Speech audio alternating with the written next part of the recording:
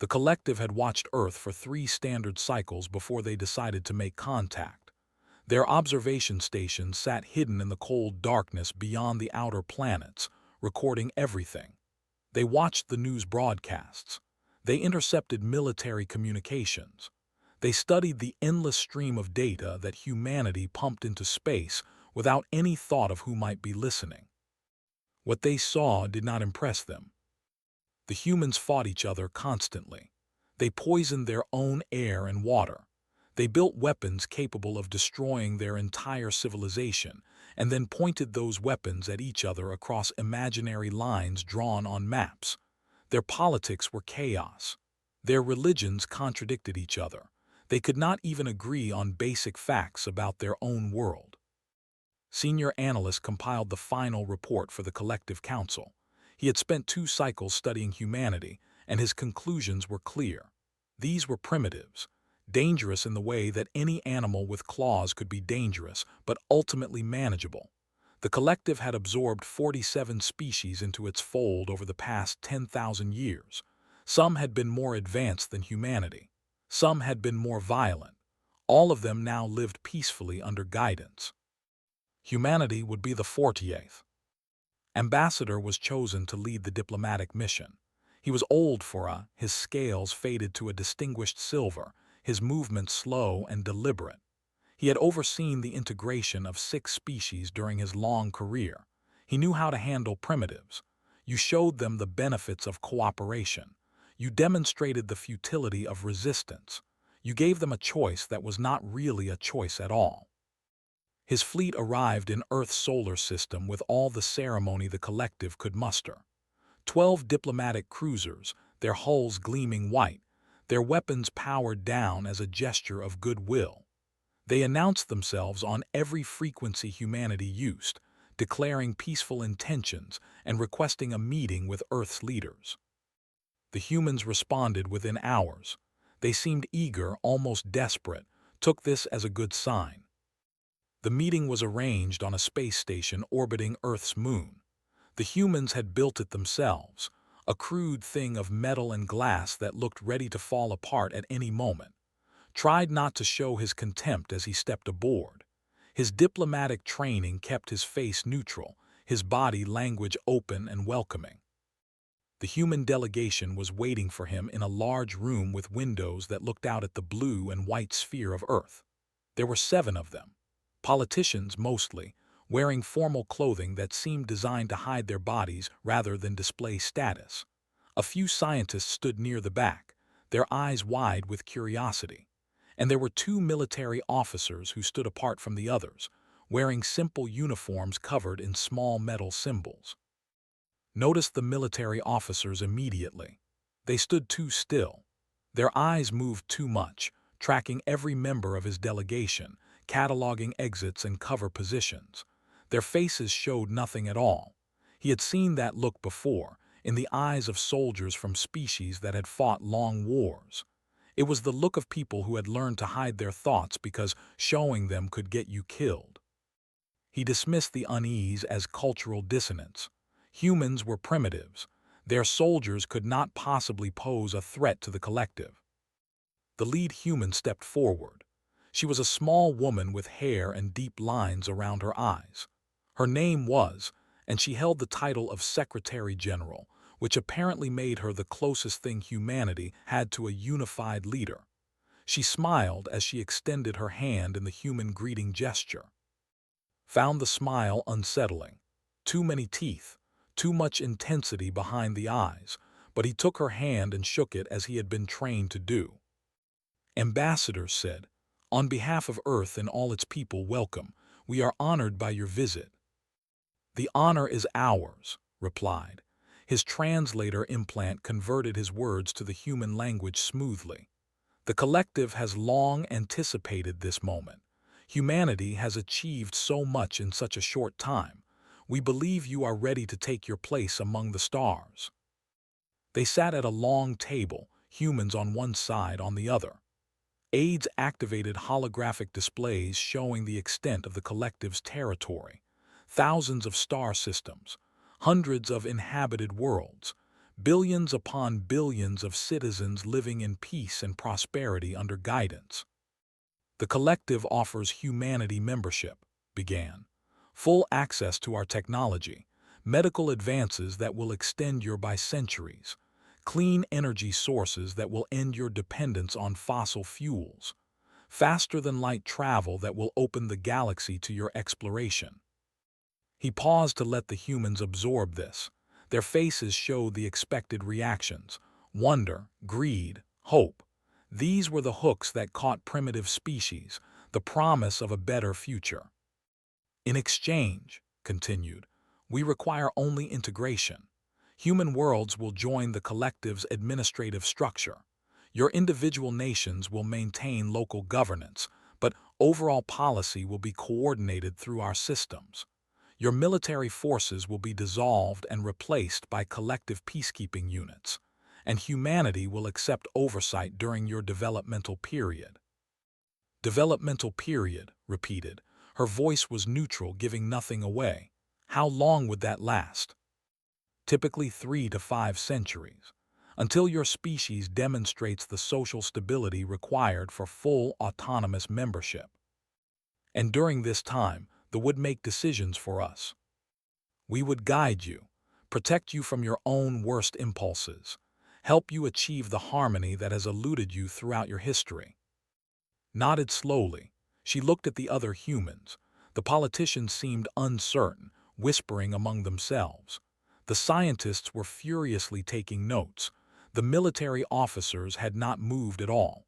Their eyes were fixed on with an intensity that made his scales itch. These are generous terms, said finally. More generous than we expected, honestly. Allowed himself a small smile. This was going well. The collective believes in cooperation, not conquest. We want humanity to join us willingly. And if we refuse? The question hung in the air. Had expected it, of course.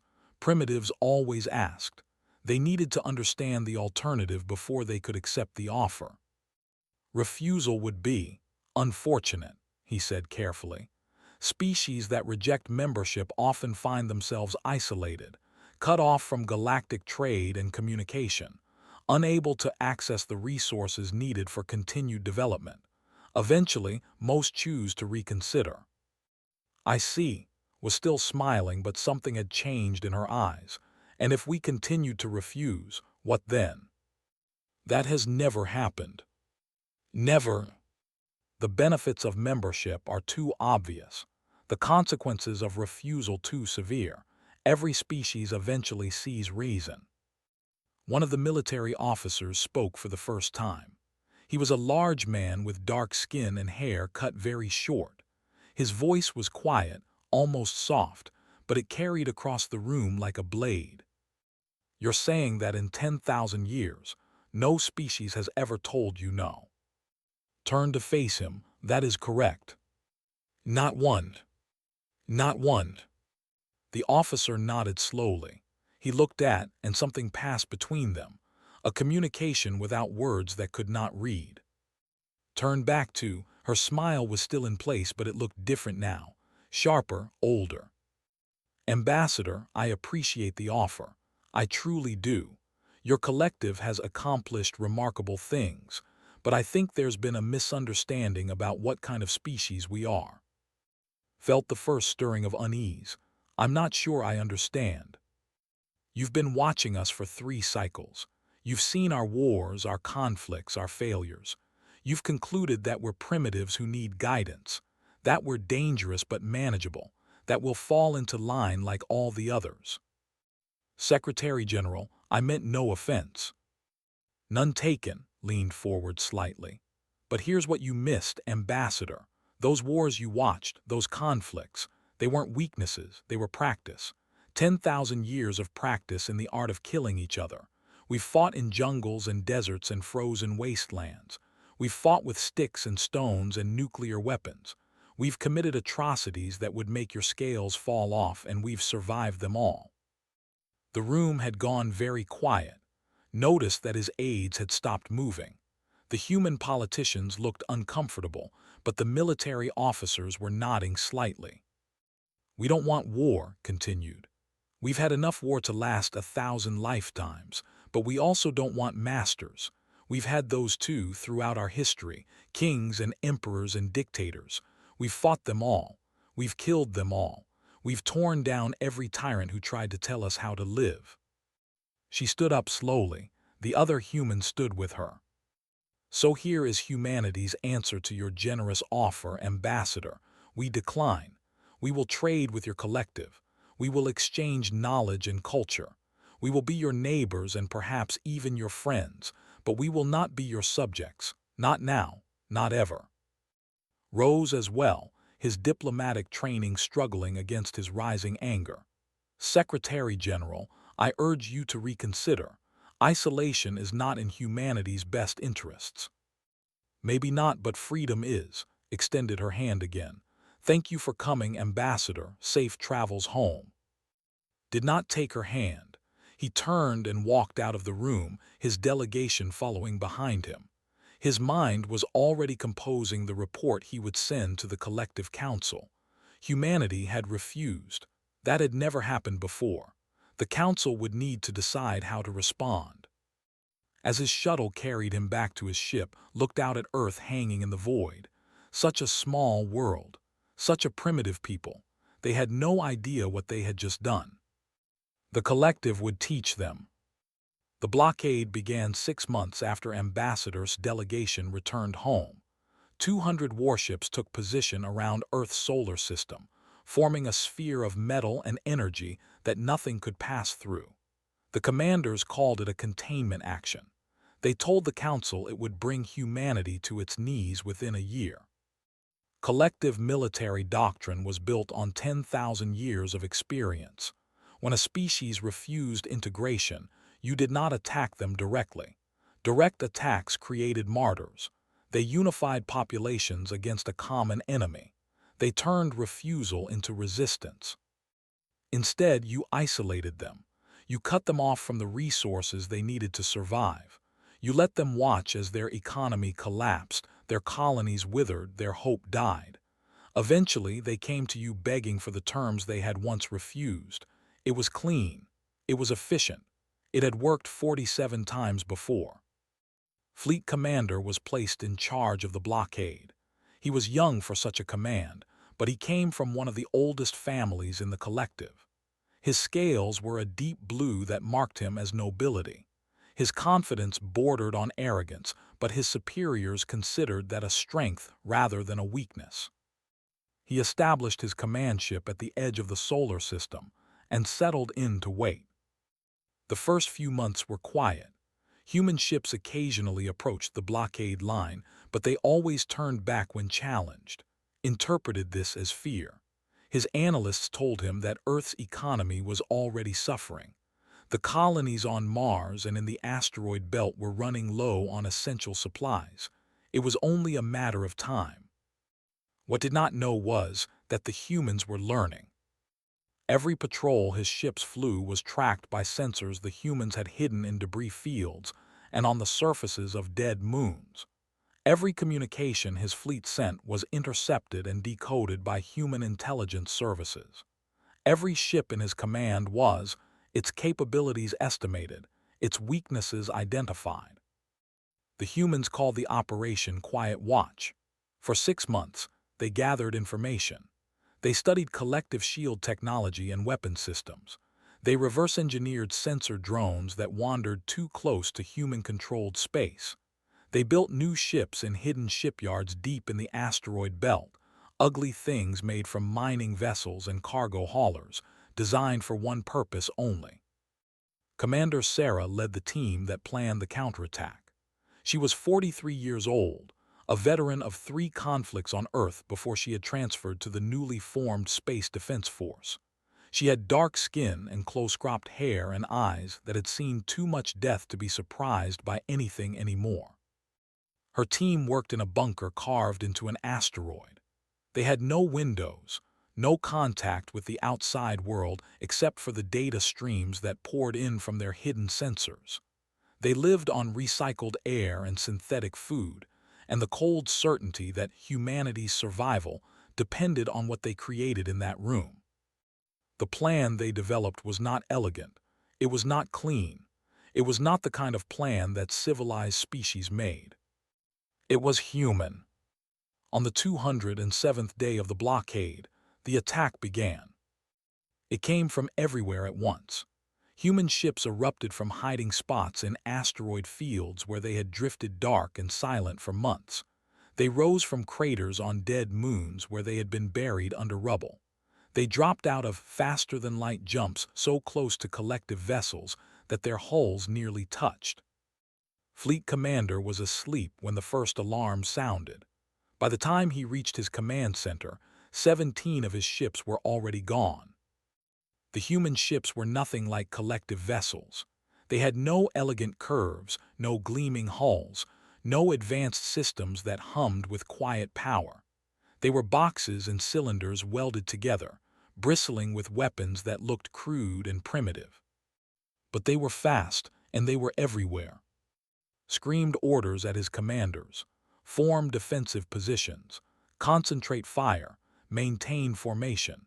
His officers tried to obey, but the humans were not fighting the way civilized species fought. Civilized species kept their distance. They exchanged fire at ranges where shields could absorb damage and ships could maneuver. They retreated when losses became too heavy. They preserved their forces for future engagements. The humans did none of these things. They flew straight at collective ships and rammed them. Their shields were weak, their armor thin, but they did not seem to care. Pilots ejected moments before impact, their tiny escape pods tumbling through space as their ships tore through collective hulls. They boarded vessels that were still fighting. Assault teams in crude armored suits cut through airlocks and swarmed into corridors, fighting hand-to-hand with weapons and teeth and bare fists. They had not fought infantry battles in thousands of years. They had no idea how to respond. And worst of all, the humans used nuclear weapons at point-blank range. When a human ship was too damaged to continue fighting, its crew would aim for the nearest collective vessel and detonate their reactor. The explosions were massive, consuming human and alike, but there were always more human ships, and there seemed to be no end to the humans willing to die. Watched his fleet die around him. 200 ships reduced to 100, then 50, then 20. His own vessel was burning, its systems failing one by one, its crew screaming and dying in the corridors below. He ordered a retreat. It was the only sensible thing to do. The surviving ships turned and ran, engaging their faster-than-light drives as soon as they cleared the combat zone. His command ship was one of the last to escape. As the stars stretched into lines around him, he received a transmission from the human fleet. It was audio only, a woman's voice speaking calm and clear. "This is Secretary General of Earth. Your blockade has been broken. Your fleet has been destroyed. We did not want this war, but we will finish it. Tell your council what happened here. Tell them what humans are capable of. And tell them this: if you come at us again, we will not hold back." The transmission ended. Sat alone in his darkened command center, surrounded by the sounds of his dying ship, and wondered what kind of monsters humanity had unleashed upon the galaxy. The Collective Council received his report 3 days later. They read the casualty figures. They watched the sensor recordings of human pilots flying suicide missions with smiles on their faces. They heard the screams of soldiers being torn apart by boarding parties. For the first time in 10,000 years, the Council knew fear. But fear made them angry, and anger made them foolish. Instead of seeking peace, they voted for escalation. More ships, more weapons, more force. Humanity had embarrassed the collective. Humanity would be punished. They had no idea that the war had only just begun. The war lasted 2 years. When it was over, the galaxy would never be the same. The collective's first response to the destruction of the blockade fleet was to send a larger force. 3,000 ships this time, carrying enough firepower to reduce Earth to rubble. They did not intend to negotiate. They did not intend to blockade. They intended to make an example of humanity that would echo across the stars for. The fleet never reached Earth. Humanity had spent the 6 months of the blockade building ships and training crews. They had also spent that time talking to other species. The collective had ruled the galaxy for 10,000 years, absorbing race after race into its fold. Not all of those races were happy about it. They had been warriors once, before the collective stripped them of their weapons and scattered them across 100 worlds. The silicon minds of had been free thinkers, their artificial consciousness exploring the deepest questions of existence, before the collective restricted their processing power and forced them into servitude. The chosen of Vex had been proud and independent, before the collective broke their spirits with centuries of cultural suppression. Humanity sent messages to all of them. The same message, delivered in secret through channels the collective did not monitor. Fight with us or stay out of our way. Many chose to fight. The 3,000 ships sent to punish Earth ran into ambushes at every turn. Fighters struck from hidden bases in nebulae where collective sensors could not penetrate. Silicon mined hackers infected ship systems with viruses that turned weapons against their own vessels. Vex saboteurs planted bombs on supply ships and vanished before anyone knew they had been there. By the time the fleet reached the edge of human space, it had lost a third of its strength, and the humans were waiting for them. Commander Sarah had been promoted to admiral after the blockade battle. She had not wanted the rank. She had not wanted the responsibility, but she had accepted both because someone had to lead humanity through what was coming. Her fleet was still smaller than the collective force. It would always be smaller. Humanity could not match the industrial capacity of an empire that spanned thousands of worlds. But humanity had something the collective lacked: the will to do whatever was necessary. The battle lasted 9 days. It was the longest engagement in recorded galactic history, a brutal grinding fight that consumed ships and lives without pause or mercy. The collective commanders tried every tactic they knew. They attempted to flank the human position. They concentrated fire on command ships. They sent negotiators to offer terms. The humans refused everything. They fought from fixed positions, pouring fire into the collective fleet until their weapons melted and their ammunition ran out. Then they closed to point-blank range and kept fighting. Ship after ship died in nuclear fire, human and alike, until the stars themselves seemed to burn. On the 5th day, the collective commander sent a message to Admiral. He offered a ceasefire, a chance to negotiate, an end to the slaughter. His response was 3 words: come and take. The collective commander did not understand the reference. His analysts could not find it in their databases of human communications. He did not know that those words had been spoken by human warriors thousands of years ago, facing an empire that demanded their surrender. He did not know that those warriors had fought to the last man rather than submit. But he learned. On the 9th day, the collective fleet broke. The surviving ships scattered in every direction, fleeing the killing ground as fast as their drives could carry them. Less than 500 made it out. The rest were debris, spreading slowly through the void like ashes on the wind. Humanity did not celebrate. There was no time. The war was not over. Over the next year, human forces pushed into collective space. They did not conquer worlds. They did not subjugate populations. They liberated them. Every species that had been absorbed by the collective was given a choice: join the fight or reclaim your independence. Most chose independence. Many chose to fight. The collective had never faced anything like this. Their empire was built on the assumption that once a species was integrated, it would remain integrated forever. They had no plans for widespread rebellion. They had no strategies for fighting on 100 fronts at once. Human advisors spread across the galaxy, teaching insurgent forces how to fight. They shared technology freely, giving away weapons and ships that the collective had kept restricted for. They asked for nothing in return except a promise. When the war was over, Every species would be free to choose its own path. The promise was kept. The final battle took place above Prime, the of the Collective. 7,000 ships gathered to defend the seat of an empire that had ruled unchallenged for 10,000 years. They represented the last of the Collective's military power, everything that remained after 2 years of war. The human fleet that faced them numbered 3,500 vessels. Some were human ships, rebuilt and improved after countless battles. Some were cruisers, crewed by warriors who had waited generations for this moment. Some were silicon mind constructs, thinking machines fighting for the right to think freely. Some were Vex raiders, their purple banners flying once more after centuries of shame. Admiral stood on the bridge of her flagship and looked out at the enemy fleet. Her hair had gone completely during the war. Her face was lined with exhaustion. She had not slept more than 4 hours at a time in 2 years. She opened a channel to the Collective fleet.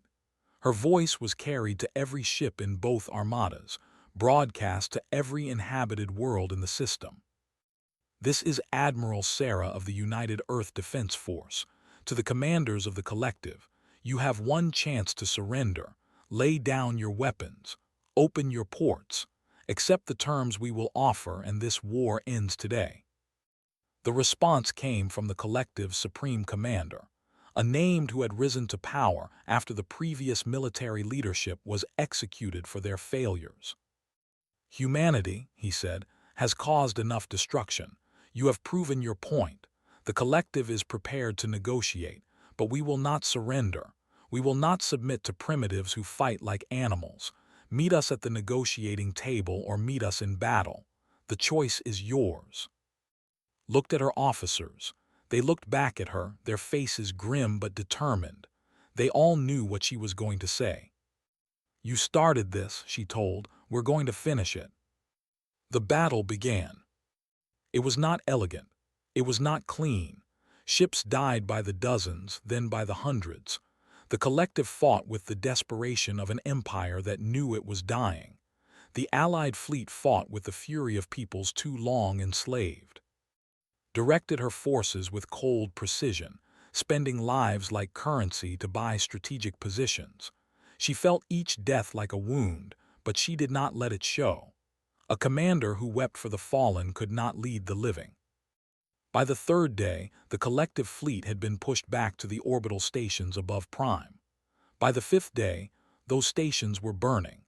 By the 7th day, the Collective's Supreme Commander was dead, his flagship torn apart by a suicide attack from a cruiser whose crew had volunteered for the mission. On the 9th day, the remaining Collective ships surrendered. Accepted their surrender personally. She was exhausted, hollow, emptied out by 2 years of war. But she stood straight as the Collective officers were brought before her. She looked each of them in the eye. The war is over, she told them. Your empire is dissolved. Your military is disbanded. Every species you absorbed will be given the choice to remain or leave. Those who wish to leave will be provided with ships and supplies to establish their own worlds. The senior Collective officer, whose scales had gone pale with shock, managed to speak. And what of us? What of the people? Was silent for a long moment. 2 years of war. Millions dead. Atrocities committed on both sides that would never be forgotten or forgiven. You will be held accountable, she said finally. There will be trials for those who committed crimes. There will be reparations for those who suffered. But we are not going to destroy you. We are not going to enslave you. We are not going to do to you what you tried to do to us. She stepped closer to him, and her voice dropped to something barely above a whisper. We could, you know. We could burn your worlds and salt your fields and scatter your people to the void. We have the power. We have the anger. Part of me wants to do it after everything you've done. The officer trembled. But we're not going to, continued. Because that's not who we want to be. We fought this war to be free, not to become the thing we were fighting. So you get to live. You get to rebuild. And maybe, in 1,000 years, you and I will look back at this moment and wonder why we ever thought we had to kill each other. She turned away. Take them to the holding cells. Make sure they're treated fairly. The war was over. Secretary General arrived 3 weeks later to oversee the formal peace process. She was older now, her hair gone white, her movements slower than they had been. But her eyes were the same, sharp, intense, seeing everything. She met with the council in the same chamber where they had ruled the galaxy for 10,000 years. The chamber was damaged now, its walls by weapons fire, its windows cracked by the shockwaves of battle. But it still stood. The council members looked at her with hatred and fear, and something that might have been respect. "You have destroyed everything we built," one of them said. 10,000 years of peace, 10,000 years of progress, gone. "No," replied. "We destroyed your empire. The peace was always a lie. The progress was never shared. You kept other species down so you could stay on top. That's not civilization. That's tyranny with better public relations. And what will you build in its place? Another empire, another tyranny. You humans are no better than us. You proved that in the war." Smiled. It was a tired smile, worn thin by years of conflict and compromise and hard choices. "Maybe you're right," she said. "Maybe we're no better. Maybe we're worse. We certainly fought like we were, but we're going to try to build something different. A galaxy where every species chooses its own path, where no one rules over anyone else, where disagreements are settled through talk instead of war. It will never work. Species are too different, too competitive. Without a strong hand to guide them, they will destroy each other. Maybe, or maybe they'll surprise you. Maybe they'll surprise us all," stood up. "Either way, it's not your decision anymore. The collective is over. What comes next is up to everyone." She walked out of the chamber, leaving the former rulers of the galaxy alone with their shattered pride. The galaxy rebuilt slowly. New nations rose where the collective had once held sway. Some were peaceful, some were not. Conflicts broke out between species that had never learned to solve problems without violence, but the conflicts were smaller now, local, contained. Humanity did not try to replace the collective. They did not try to rule the galaxy. They traded with those who wanted to trade. They fought those who attacked them. They offered help to those who asked and left alone those who wanted to be left alone. But they were never forgotten. The story of the war spread across the stars. How a primitive species had refused to submit. How they had fought with a savagery that shocked the galaxy. How they had won against impossible odds because they simply refused to lose. Other species began to use a new word when they talked about humans. They called them the unbowed, the ones who would not bend, the ones who looked at a 10,000-year empire and said no. Ambassador lived long enough to see the war end. He was old now, his scales faded to a dull, his body failing.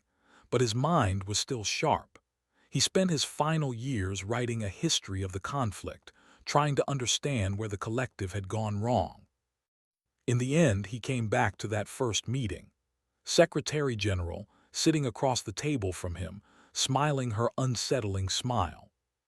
"I think there's been a misunderstanding about what kind of species we are." He had not understood then, he understood now. Humanity was not a species that could be managed. They were not primitives who needed guidance.